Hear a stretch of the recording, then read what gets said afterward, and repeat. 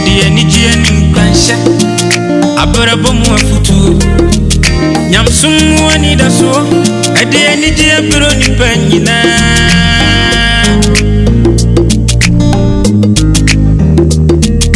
sompa ebe sunima sompa TV yabo sompa ebe sunima o fide no to sompa fato sompa TV na ya woni pama o na unu arada ifisa gudie mu nsemo ubenya abrabo mu nsemo ubenya nyamsungu nsem ubenya anije mu nsem ubenya enyumpa na kakuma ubenya yamai mu amanyo sem ubenya osumpa di bro ubenya ni nyina ubenya sompa TV yabana papini su sompa die ema ke fiapa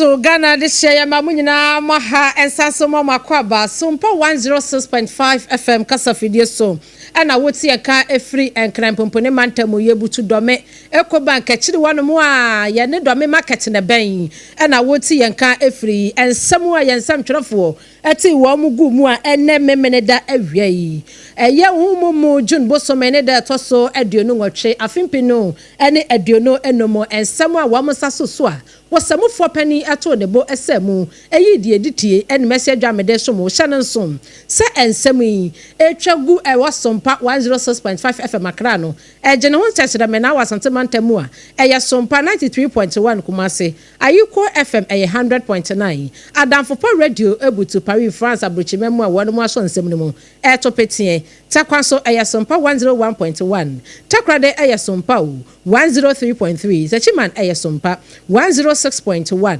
Sunyane aya SOMPA 98.9 Enkranza so aya SOMPA 90.7 Domaya SOMPA 101.3 Afi wudi koda no baby a wuti yenka efri baby a wo hwa FM stations akentra nwam no ewo no SOMPA 106.5 FM akra ye hwe no mo a ubeti yenka efri achichi ni bencha ye Facebook no busua hye ho sisia ye demu live aya SOMPA 106.5 FM Accra like page no na share so ema foforo enya bi hwa YouTube no so edam SOMPA FM live www.sompaonline.com website ya yesabu for penura tabuati adama wakwitire ni nyina potoka samu brofo ede akogu anu abetumi akwa kenkan bi secure sanitary pad ekasia ye de som ene original yi ne obeti bi ene say ana no kwada no ebeto montene se upiemu ewo asen nto kromu a akwafotachia mo bi akwa ataki wo wura bia no to gold wo mo bo nani tuo ema nani hune papa empanimfo se wo machi wo mo DCOP akwayi wakasa a yebekọ homa no so ne ama ne boni ereka nan agimu enchiremu sada so no man izumra yonzumakuo wanum ebo amane se amanfo a mo hye bola wanum so maamu na mo so le am hye bola ahye containers wanum so ade nsem atudwa ne betu fa so okode ebiresiam a ne nsem ojabom akwa mu awa eja kamanso no ewo Amenfi Central Cross ni bedwa ni mu atoye mantamu empanifo abo amane se wo mo kwan eye not kura yetu fa so ekopie mu ewo bi man so a yeyina enim sese de yakoso ewo Iran ene Israel tem ene upie mu ewo Iran na adehia wo mu sie wo mo no eni enyan ensempi kan yenim ho ena secure sanitary pad original yeyi waso masene ema me bebe ede asomwo esanse ensem no mu edenti abusu meka chose secure sanitary pad no no oba akwa afikyira e waso udi siesie ho minti ni pe kwati na ewo munti eye kama rough wa wodu hyeho no wie na say efiti anopa akwese anwumene no ukofie na ohoro ho atum say yes why ama secure sanitary pad we no leakage esan say eson why by tre na taban no said etimi tare pant na se nche mu ntino e ma feel secure dan kasa kumasefo no mbekọ Mama Excellence Cosmetics ewo Edum PZ and as a Kwadaso Estate na wakwa jodi 0243 862-158 and na afe endpoint homeopathy so eka hu bi 21st clinic wanam so eka hu bi a wama so masene ema abena badu adepa kofi meso mo wie gina yi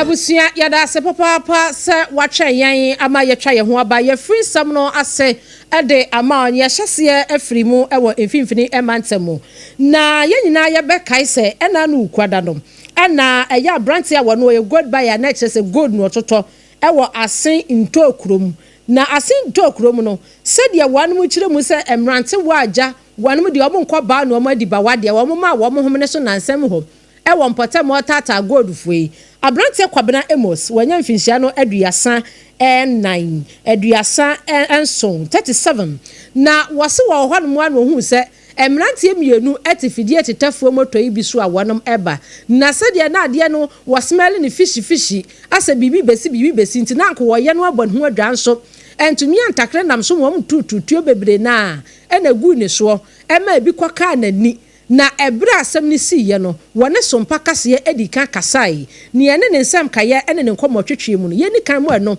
amount ye wi ade asi akire no ereka 9 ene DCOP akoi enso de amode to so no ye de aso mu Wodema ramba ye 11-12 ni najo amete se tubi ato ti me free me pano ti ho na mo se do no mobu do no atobom bibia bontin na se mema me ansa ba kokura blantam yinu na kokula tu rafu ni bi ona ba koka se me two stepper onkume on so amo nka se bia ye badi bibia fi ho na se ti ma jo zanka me rasi na ma ko frɛ me nua na se ti na me tu na gidigidi na ba ko project tu no disim so ten tu no mo so me ma do me tu na nka me ti me two stepper na ba ko sisa ko gina amna no odan on sa to me oba me pa to me atu na nko te won na gidigidi te ana ba ko pese odi tu no ade bo me to ya na me de mensa age to na de mensa age ti na me force wa se me du me nua no gate na no na nka ma frɛ no aso no no wonam de ko so no nte ne ye place bia na ba ko peja se kan no de si machi se bam ti me ko na ba ko de machi fo ne tu na no to bo machi se wona me nua no so te se bibi ko so bia gate na ba ko so peja no to no to me no na sa ko se den me so for ta ke ba ko ne wana ba ko na aka no so di tuo no ne to no de be bo mani achi ase na pa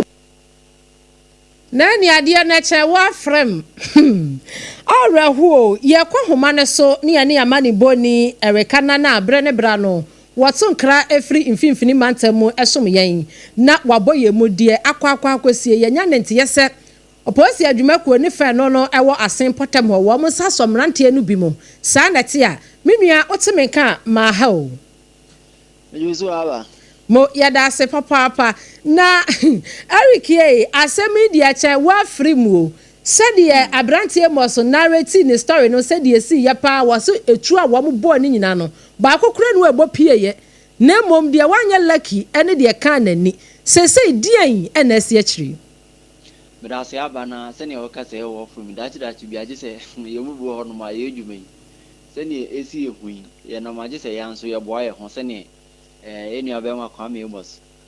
kobna Amos wa born hu na aba saa semi ni nyina ehya se da no ukwada abesenko ewo biaya ye frɛ no akwaku na ohwe sene ntu kum sene ɛhɔ no musitie no ye nyina ni sene fifi mante mo bia me ya bi ɛhɔ no mo a ngalamse edwuma na na good nyoma no kɔso hɔ na ntu kum hɔ no na akwakoya bia ba akwa eno ewo asen not mensini ni mu a saa galamse ne ye to gold ye di gold hu dwa no ebi wo hɔ paa ne saa so nti no saa mrante koya aposifo ekiremu omu se o ma no esum mako enum ana omo ehwe omo kokodi saa bon fosem no na emu miensa na saa kan na omo kiremu omo konto kromo no hyeda koya omo se omo pe adwuma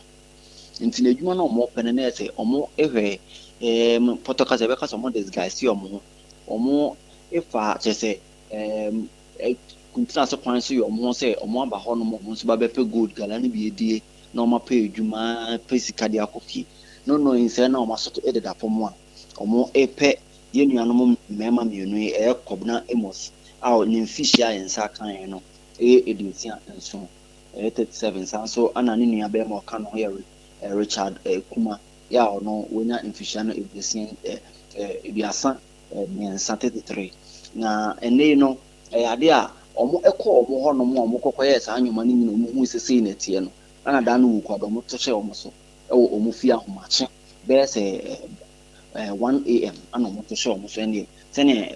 aba okan net se wo from esan so omo to etuo na apolice for chimo omo to etuo aboba mako be se nkon ana se wo twekra ni nyina anko omo to ni nyina anko anka eye kobnai mos ni nua bema Richard Kuma omumienu ni ebi anko sekan omode ko enso no mase anu ye pan nso omudi twa na entwa nti na ewo se omohwe na omope kwani ase business omudi ni dem ene nam so ema omudi etu ana ekuro omo a eno ye pump action gun no omode ne to no ene omode neni die ene ohwese ne neni ni fa no se ne esia ya na ese asefem ense ohwe neni mu oni bo neni mu a se yanka ntro sa konfo na edi ne dem a ebia obeka se oye konfo bi na ne nsa akopa wo be bi na timemufo no bi abo no aye ne sa na eni enyan paase ne neni nifa no esia no mo de etuo no na mo de bobo neni ntin akoba sa na omo ehu se omo intimi yenu abema ekobna emos ni nua Kuma no na o se omo de omo kenwura nti omo dwane enam sa ayo so mo mo to he eko edi asam na kokoda police for instance omo nso edwuma omo ye no good so omo to good no omo to nti kakra omo mpona nti na omo de asam na kokoda police for nti nam so ma police for mo asen no te na omo bo pempim bia e bia na afi bia na pempim ho te nam so kra ma omo twemu a omo koshi asan kofo na e ma mpo ekoye tututo ene ewe to na we ato we to na eno so omo de omo kenwura nti apempim omo totu ye no ene nam to omo nsa ko camera te kwa me nsa omudina nsa etini eka ya Erika na ma woni so kakra ma me asede woni ne wo fam bisa no mate aba nti imrante kwa me nsa ana posifo ni kiremu a after so omo ne omo toto ye etuo omo hye omo tutu etuo no omo de omo nsa kenra no ekire a omo toto apempim no ana enam so ma omo de omo aso toto fam no omo nsa so omo mu na Godwin Kobna Mensa ono nya mfishia no eduonum nwotwe 28 years sanso ana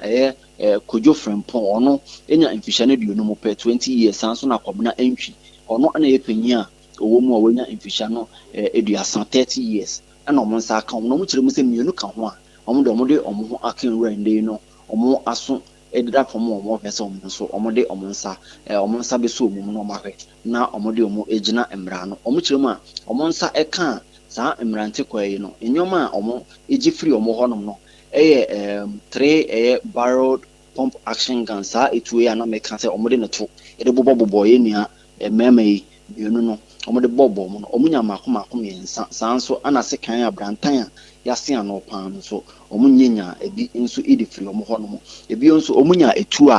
abobo ya to makom be se nwotwe eno nso munya free omo ho ana ebi nso munya nyoma yedigu aseni bi yebeka se beat bi omunya ebi omu kire mu eno menka se eduru omo nso akwaje omo nso de bo omo ho ban sa beat no eno ne a omo se ebewom omo eno nyina omo saka edi free sa emrante kwayi ho no mo a eno nyame adomo a se ne asem ne ba ya police for ahwe akire sa nkofo kwayi no omo nso ahwe ne omo wa ya sabia omo nso ehwe na omo age omo ho ayarehwe na we nenam so ma oba bepie mu Central North Regional Police Commander owo ho no ni din NDCOP Abraham Akwe asem bi bai ana ebopini no nsem trofo ni kokodi nkomo ene nsem ne de dodro na no kan ne mum no din a oka edisi people ene se ene yo mabai kronosem ene galamse enwoma ne a ekoso a ematimemufo omo enkwa ene omo apomudin no eto ape no omo ehwese omo be eta akoso no omako na abratitiri umpo ene kronosem ene ama no homene so ewo asin not ne asin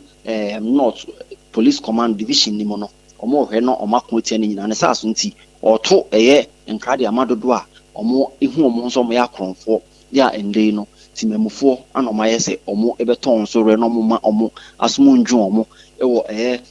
Central North Police Command ni no omo nso one ne mmerante kwa no omo abo omo ho pempim so omo nso behwe na omo akoti omo nti omo hwe na omo sesa na ma asumdie mra onam so esan so etoto sre timemufo omo ho no se omo hwe omo ho de no mu suppose for omo ho no no omo ebo omo ho modern se omo beku ti asa kronosem ene galamse enwoma ne nyoma ekoso ewo Central North Police Command nim no omo behwe na bibia e kama aba nsem sei ana DCOP Abraham Akwe yene ne di nkomo no ode tu ye nyemofa mrante kwa mensa omo saka mo no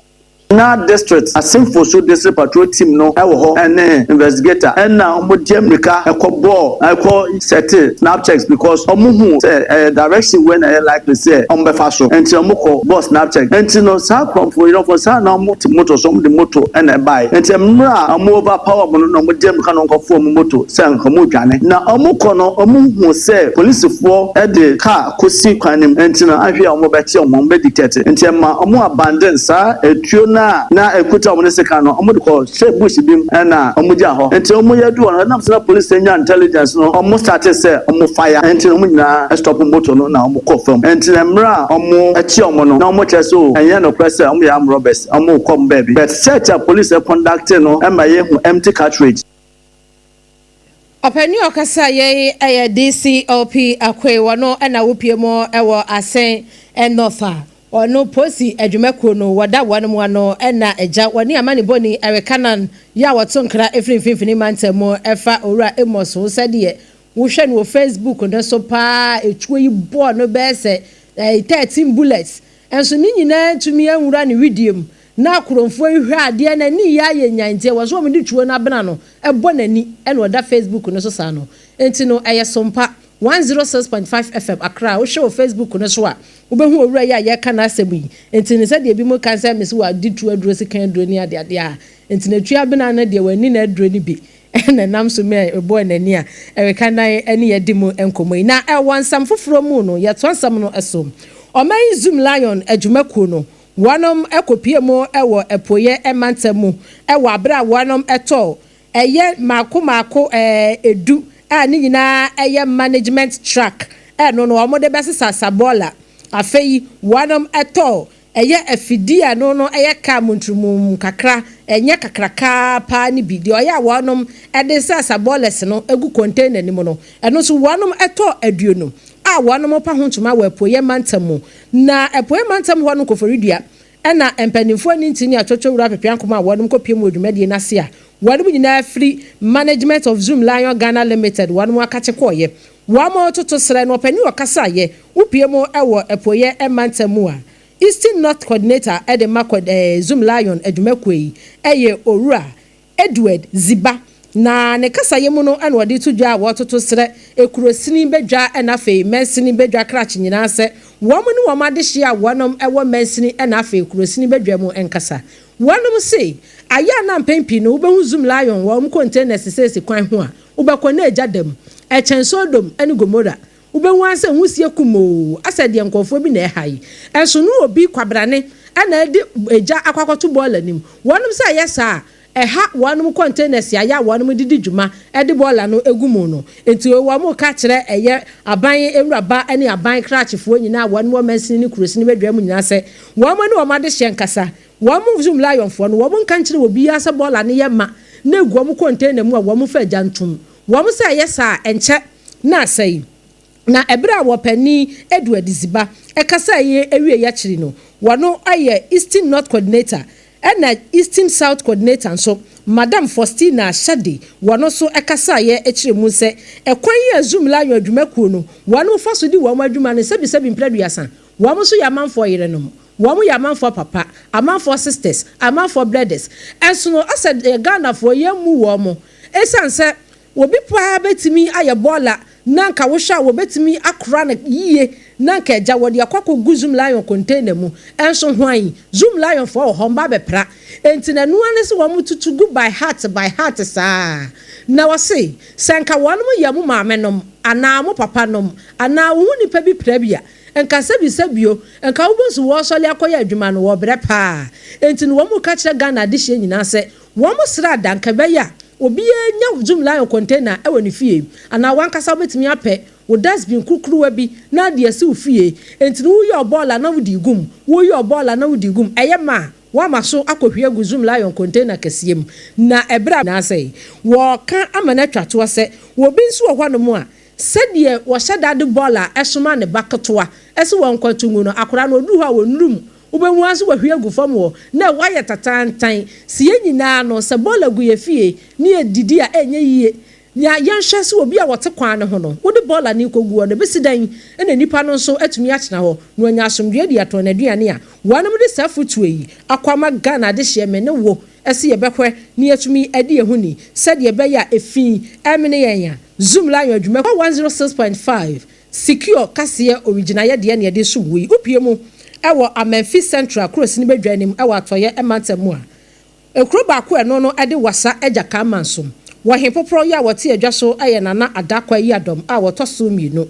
wɔhen poporo yɛ kasa wɔsɛ upie mu ɛwɔ mpɔtam hɔ no mu a baabi te sɛ ɛgya ka mansom sɛhyebekwai dwabo enkwanta number 1 ɛne number 2 sraha afei ankwaso ebepie mu a besi agona Amenfi a wɔse yie asasa nkɔfo ewu amonto aba wɔse ekwan bɔne pa jai apro atetia pansam kwan bɔne na eku wɔn sabi mpraduasa ɔba bɔne ɛde kwan bɔne kunu enti wei die wɔn toto sere mpanimfoɔ wɔnom se abanye ba aban kɔ bibia so ba aya na wɔnom ba bɛbɔ wɔnom nkaye enso still wɔnom ehu puntu nyuma papa bia hɔ enti na adakwa yi adom ɛne sompa kaseɛ atwetwe nkɔmɔ obrempɔn kwame yɛboa yamani boni ena twetwe sankomo yi a sɛdeɛ yɛ ne nkɔmɔ twetwe no ɛkɔɔyɛ no sompa kaseɛ ɛntoa so sei ɛmfama Ekwan efiri ejaka ma so kosi asankragua ekwan nya kura nsuo to a na nsuo na fa kwan ni nyina wunya baabi mpom fa dwadifo a omonam so nyina no na ahokyere ena aba wo hwe ka se nam so spare parts o moto ene ade no ya na ha adwene kramia betutu anamo akọ MP ho one DC ho na me no ma akọfa ho adwene se de be ya kwan no o betumi ayamae na dwadifo mo mfisa bi bekwai ejaka ma so bedi dwa nyina no mo ato mo na spare parts a drivers for ne to no so ate na o mo so o manya ho na kota no yesu enya bia eye Amenfi Central ya kachi ebra nana adakwa yi adom ya woto so emienu wasa ejaka manso ehene wakasa wie yachi no ne ba hema enso ede kakra to aso nana adwoa a wono so etoso mienu wono so eye ejaka manso oba hema wono so de bitu aso kire mu sei wo toto sra empanimfo ani ntini ni atwotwo wuro mu amonsam wo bie ese ejaka manso enkwanta number 1 number 2 sraha ankwaso afei agona Amenfi sɛhyebekwai dwabo wo mo kwan na nyo ensuo to amane emfuturo ba amane sɛdeɛ wɔn mo tempenten kwa ɛwɔ wɔn mo kwan so ani enti wɔn mo srɛ mpanimfo wɔn mo mra hyɛ bedwani afei kurosini bedwa krache afei ahyɛyɛ a wɔn mo hwɛ kwan ɛne akwan tempɔ ho nsɛm so sɛ wɔn mo twani ɛmfa mɛhwɛ wɔn mo anya sadeɛ a ɛkwan bɔne eku wɔn Ejaka man ye hia mpuntuo ebi ni ye police station si ho nyenne ye tosu biem ye nsuo ye wonsuo okura yim ye say ye nimu de enti a nsuo no anya adwuma e ma ye free asengregwa abesi kosi gate de e kwan no nya nsuo ka ngo ka ma ya kanzinsemu enu nti mesre ye papa mahama ene ye ma medwo na ne DC say omomo aye e wo ye kwan ho esan say kwan na mo aye kra awo ka obi kura hu ba bi a wo de ne fa bisa ka bi a nkonde be de na de na anu nti ma desrade amede ma omo ne se yesra omo ani die kwan so omo be free Amenfi Central hango ade omo mo aye na ya kwan omo hwe na omo nyema ye tie sekwa kwan enti no nana adwoa a wotoso mienu ejaka maso ba hema na ono so ekasa ye enti no sedie ekuro bia to aba eye mpuntu enti no empanimfo ntwani emfa nkɔhwɛ wɔn a wɔn wasa ejaka manso nkwanta number 1 number 2 sraha nkwaso afei agona Amenfi bekwai sɛhyebekwai ene dwabo no na empanimfo de wano disem atomuyi yɛmo awɔnom na abusua wɔn samfoforo mu no amanie bi a yensa aka efri Burkina ene Ghana yahye so wono etwetwe so kakra na wanu mu kyerɛ mu sɛ ehwehwɛmu bi akoso ɛwɔ Burkina ene Ghana yahye so said the amount for ye ntwifam na ntwifam we mu no ano adene papa ye nsemre ye kohoma so na ye ne amani boni Ibrahim abo atwetwe nkomo menua otemeka good afternoon Ibrahim menim say otemeka aha metse won ka papa ena de miawani na ka twi ni mayen why yo mate Sese no wugina hene ena die poti ena esie awa Ghana ye ne Burkina ahye so yi. Okay, me da say. So yeah, ewo border e tons na na say kina paso border say journalistic investigation reveals so many smuggling cost which is, in a reasonable amount, which is causing so much illicit financial flows to the country. Ibrahim, can you hear me, please? Aha, yet one car, but try so be raise your voice and a kakrama. I say, or nene form. All right, so me in Ghana, Burkina Faso borders, no journalistic investigation said so many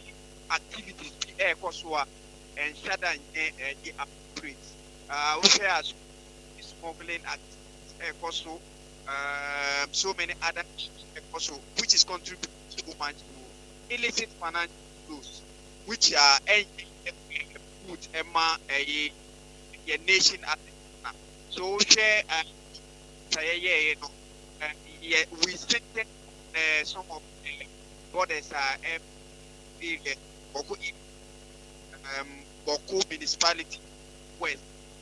called Napdam Bongo and type of share of the business is personal paper no and maybe funnel on a so they pass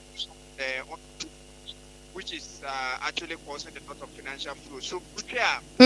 Yasha Ibrahim Jinaso na yemfa number foforo yi enfra o ased ye we ni yensha dante on kapapa no ti koso a na gina abusua ye ne amani boni Ibrahim abo twetwe nkomo yi efri Ghana ene Burkina yahye so na said ye wo kire nsemu no asay na niema bi ekoso a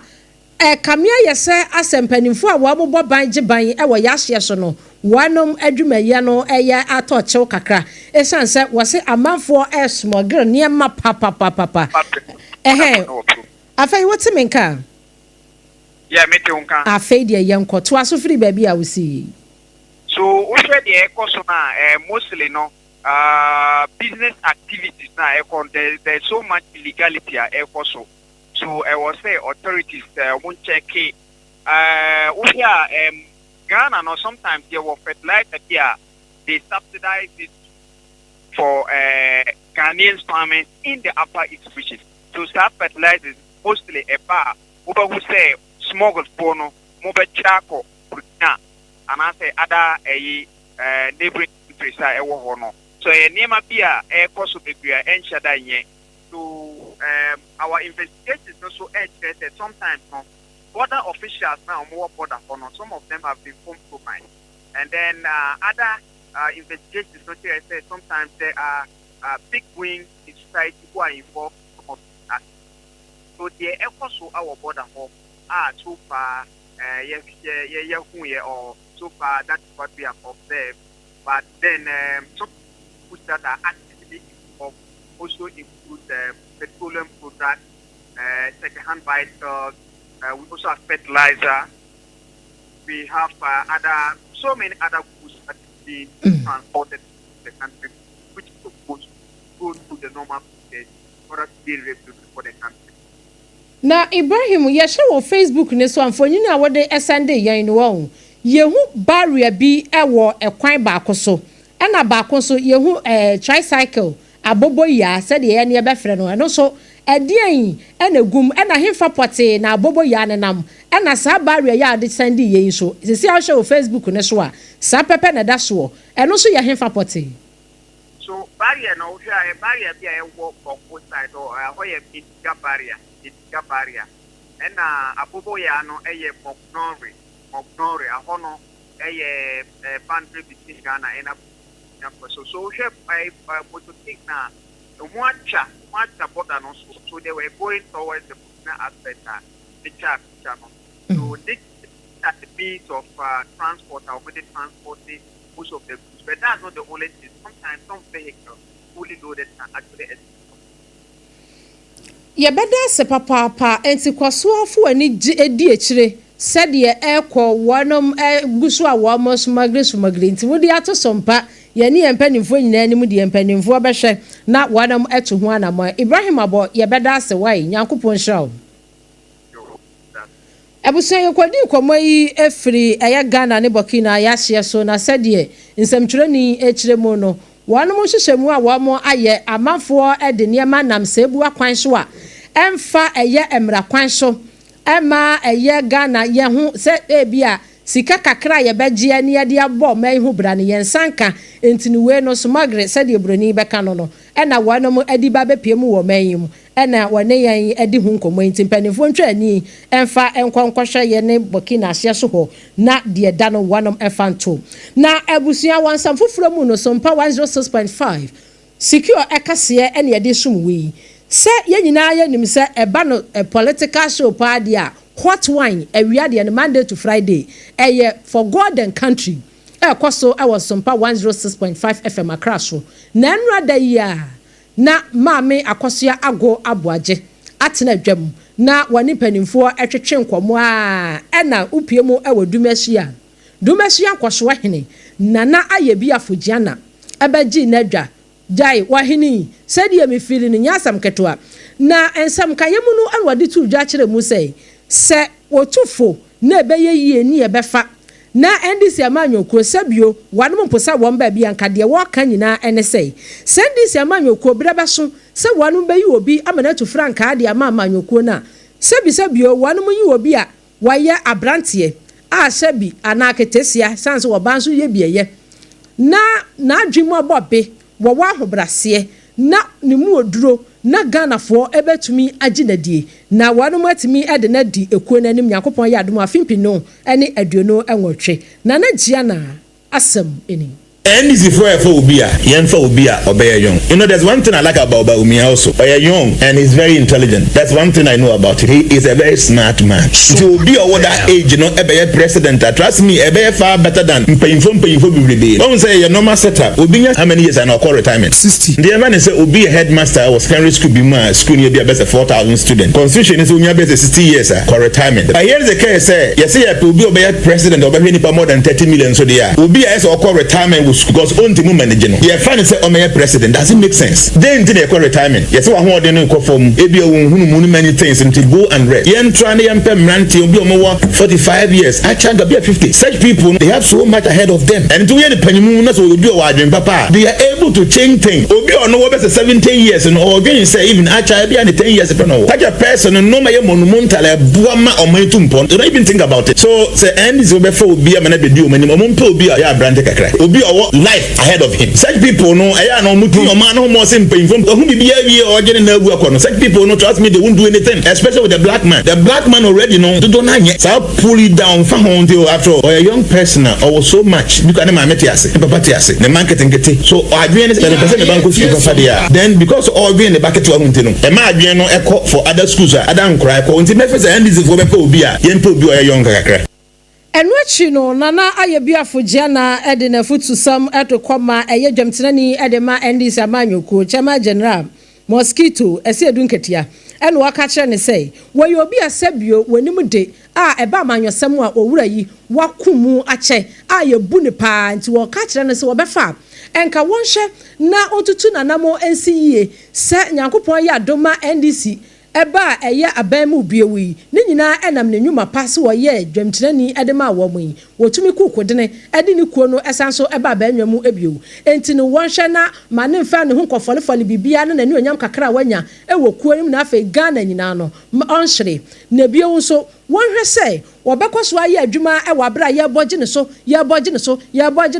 na wonsi from every stage said ye be ya ne ho mfo no eno so sei ena na nchia na aye biafo etwaso se nipa ne bedi party n'animu a ɔkyena bi no so ɔwɔ ne obedi ɔman n'anim. The first thing is yɛmpe obi a se nipa ne ba bɛyɛ president a obetimi abu ɔman no. Number 2 ni sɛ ombetimi ɔmpe obi a ɔyɛ abranteɛ kakra ana obi a ɔyɛ youth a onye bibirebe. Ase ni ketia wa triple to the match omunya no ɔnya ne chairman. That's my own opinion. He's been around for too long. Achievement when yama party no, he should just stay there or try to transition call presidential year. I think that it is not the best thing for him. At times they can be say so we a dancer now we stage time was na that's the best time to leave the stage because nipa no matter who you are one day you will fall. The way I'm free stage in a better amount for applause no was now all cyber for and the last tag ever count. I said Ketia has followed him for a very long time.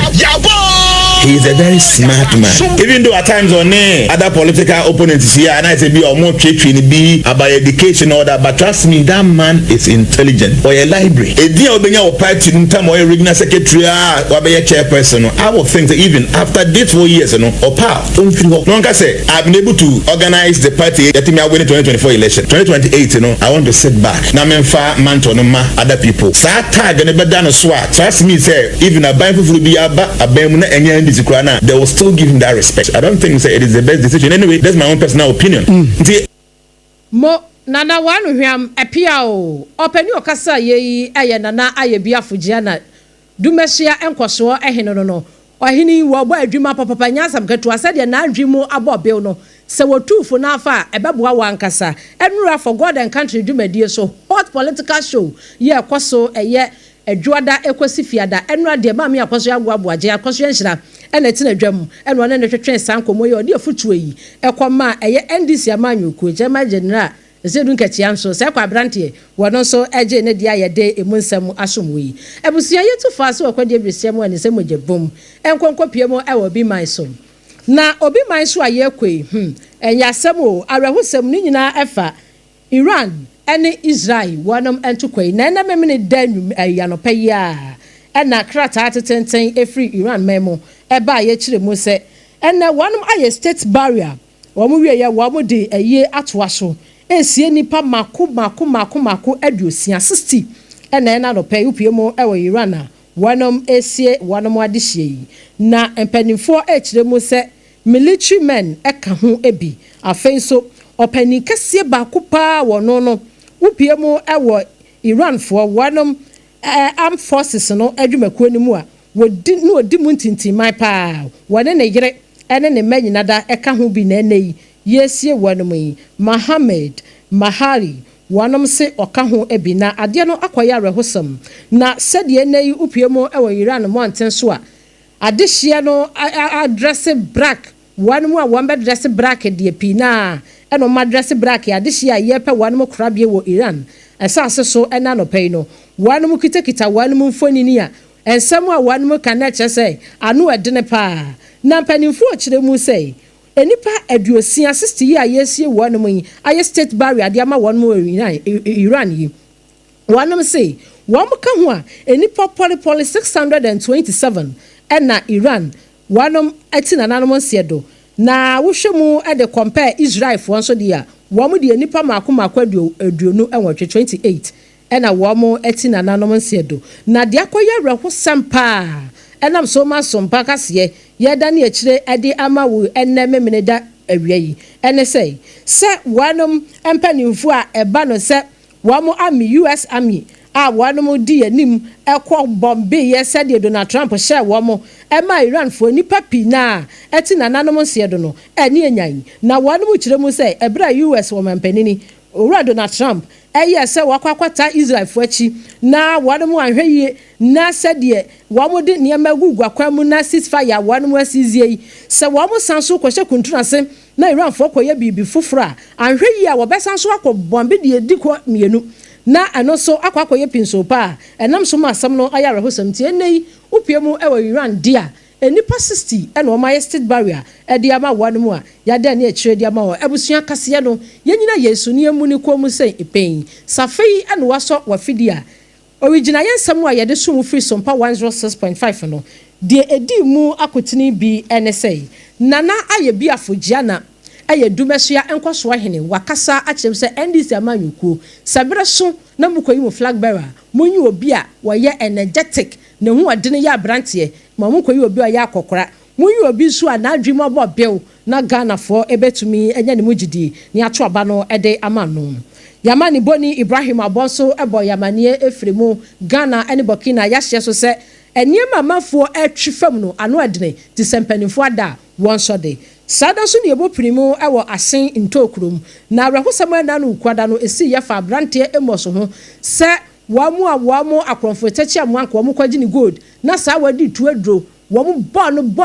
wanwu awie ye di tu abena ebo na ni ma na ni hunu ye no Yamani Boni ewekanan edi update no esom ye kire mu se posi adwuma ko ni fan no ewo asen empatam wan mu kire mu se wo mache emu miensa emu mienu die wamo atonkroma agu na se a wotwe ama wonya wa ensempi eka ye ne mo enana hwai medo mo se sompa 106.5 FM kase ensemi efri enkran sompa 106.5 wa eje ne ho sahyiramena e wasantema mu Kumase Sompa 93.1 Ofei Ayiko FM 100.9 Kumase Adamfopa Radio Paris France Abuchimemo Wanom so sonsemi mu etopetin Takwa aye Sompa 101.1 Tachiman enso aye Sompa o said ye wanom abiemu 106.1 Babia takwa aye Sompa 101.1 Takwa denso ye Sompa 103.3 Ofei Sunyane aye Sompa 98.9 Enkranza ye Sompa 90.7 Domaso ye Sompa 101.3 Udi koda no woti yenka efri ho babia FM stations akentina ngwa mapepia nkoma no eguo no Sompa 106.5 FM yeshalai woti yen efri ho YouTube no so Sompa FM live www.sompaonline.com your website ras atabuaten atabi adama yesamofo pani wakutile ni nyina poto kasam brofo di akoguo no wonso betumi akọ no akokenkan bi na Facebook messages kakra aba yana ne ekire emfa ema na wonso enya wodie na owura Robert Senyo Yaudo wasi great delivery yo MD no yedase papa na wenso edini die efri Kumase Tano so Kesben Junction ena dene die aba wasi best names plus loud and clear and when is no and why times no loud and clear at inside inland port you in Indianapolis Kumasi Tanos yo also dia we free war eba ye no Dr. Bawomia Banab wasi nana ekuamu abuaten Abdekuma Central wasi wotie yen ewo dansoman asore dan ho yedase wasi ochia Honorable Charles oten dodoa na afre no oti or assistant secretary hopeful edema Greater Accra entine ekuo be ya NDC na NPP yo nana ekuamu abuaten Abdekuma Central so dia wode eba ye no ko mensa pillar 2 wono so edene de aba na asem waka o se dome kwabenya constituency wasi dollar down na afei wasi dollar na akofom na so aduane cement electricity nebuo ewo soro wasi JDM please remember your promises so especially yo send the promises no one kai na wasi special greetings enkoma bright Sophie Kumi was who MPP National Vice First aya no matren ye kakra ede amaye Honorable David Kankambwedu nasam na okanya ko mensa pillar 2 or de eba ye ekwama boaten de no makan Elizabeth osenso ewo ahanomon o say good afternoon Sompa watching you live from Oyarefa yadamu nyina mo ase Facebook fu amo obaye na aseda enkoma secure sanitary pad wonom ene so yasene obabo someson na obamu a e secure eno na wasa wode mu ope kwate ne minti na ewo mu no eboa wo ama feel secure do ankasa ukodwa so a na wapebi na kumasefo no mama excellence cosmetics eho na ubenya bie freno na omma obi no dudu mu 0243 862158 na yenye wo so endpoint homeopathy was yan kan cho so wonom ene ayasabia wonom di enro eye Ghana enro India enro China enro ena etu yade se humu a eba no homeopathy pa wonom hyase e de ye adwuma e wo Ghana ha sei enti no we no wuntimi ntake ma me akutuba se wo mo ye wo mo adwuma no enkran ha se shall signboards painters kwan so be wonom kronom aboahia kumase so wo mo ho Angel Educational Complex achiri wonom a se awonom pa bi ache ema afei prostate no cement na no me enlarge ana sent na makrometom na doctor beka cha se wanya prostate enlargement afei yes wanya prostate cancer ni nyina e ka ho a eno na beboa ama wo so watumi agina mu se bema enti busumi bi akọ na endpoint wonom en check ma wo udi bu ani bema na wuje mu ukọ honom a wo beboa mo so watumi agina che atibi adi afei eba no sabo ho sensem wo kidney no ho sensem so a wonom betu asede ama wo physio no so ye ni nyina bi ye massage wo ama wo ankasa wo hu se yes wo honam asisi ho so endpoint homeopathy clinic 0244 867-068 and 0274-234-321 na endpoint homeopathy clinic enyo so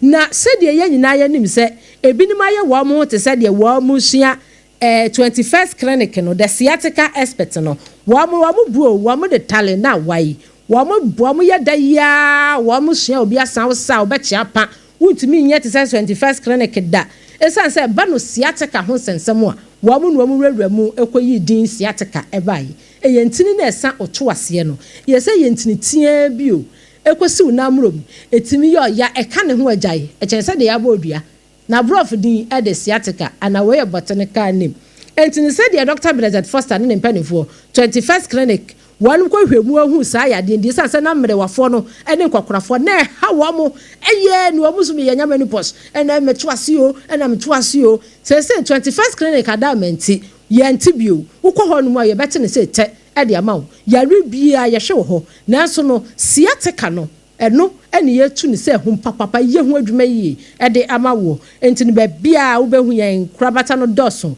na kran hatantra he run about bo se ye signboard kakraka esi kwan ne so bowura ho no me ye hwe temaye ho kaso akomase so nyane afei tachima no kranza takwatakrade brekum go so oboase wo behu yen 0540 311 0540 311 na 21st clinic the sciatica expert the sciatica paysetter the sciatica originator the sciatica researcher wanyo so na ontu ase efa emawo ebusia madase wa woje bre ene adaje ete origina ye kase e wo SOMPA 106.5 no metwa puse ABENA BADU ADEPA KWOFIE ne medine madase akran